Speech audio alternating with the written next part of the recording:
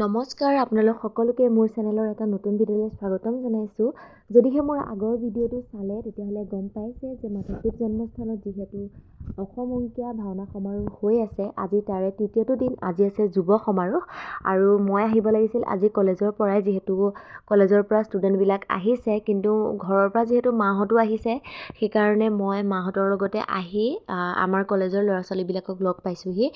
বাকী এয়া লাহেকৈ আমি আহোঁতে বৰগীতেৰে মিটিংখন আৰম্ভ হৈছিলেই আৰু তাৰ পাছতে এয়া তৰালি শৰ্মা বাও আহি পালেহি আৰু লাহে লাহে মিটিংখন আৰম্ভ হ'লেই আৰু বহুত নজনা কথা জানিলোঁ আৰু ওচৰৰ পৰা লগো পালোঁ তৰালি বাক, গতিকে ভালো লাগিলে। আৰু তাৰ পাছতেই লগ পালোঁ মোৰ ভণ্টিক আৰু দুইজনে কথা বতৰা পাতি অলপমান সময় বাহিৰতে ঘূৰা ফুৰা কৰিলোঁ।